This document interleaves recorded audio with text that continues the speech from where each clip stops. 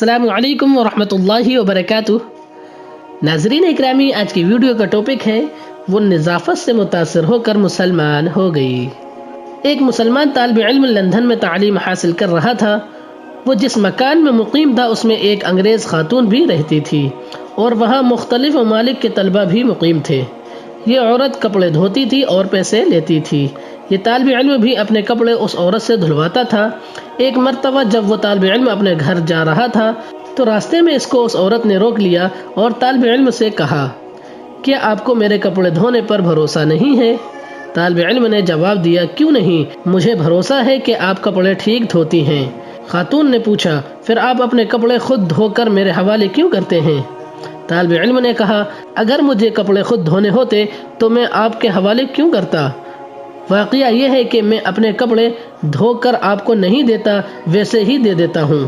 خاتون نے کہا، پھر یہ کیا بات ہے کہ مجھے دوسرے لوگوں کے زیر جامہ میں طرح طرح کے دھبے اور بدبو محسوس ہوتی ہے، لیکن آپ کے زیر جامہ میں کبھی ایسی کوئی چیز نہیں ملی۔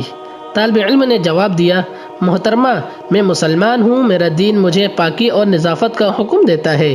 اگر میری شلوار یا زیر جامہ میں پیشاب کا قطرہ بھی پھیل جائے تو ایسی حالت میں اس وقت تک نماز نہیں پڑھتا جب تک اسے دھو نہ لوں، اس لیے میرے کپڑوں میں کوئی ناپاک چیز نہیں رہ سکتی، اور جب کپڑے اتارتا ہوں تو وہ پاک صاف ہوتے ہیں۔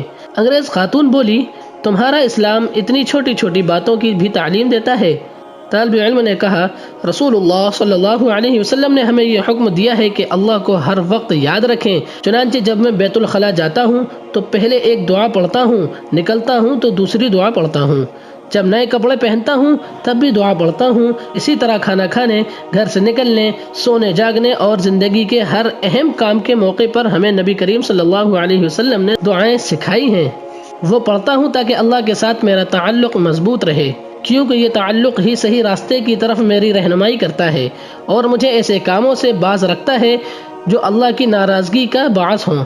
انگریز خاتون کو اس نوجوان کی یہ باتیں بڑی عجیب لگیں مگر بڑی دلکش محسوس ہوئیں۔ اس کے بعد اس نوجوان کی نشست و برخاست، اس کے رہن سہن، اس کی عادات غور سے دیکھتی رہی اور اس کی تہذیب، اس کی سادگی، اس کی پاکیزگی، اس کی عفت اور فضولیات سے اس کے اجتناب نے رفتہ رفتہ اس خاتون کے دل میں اسلام کے لیے جستجو پیدا کر دی۔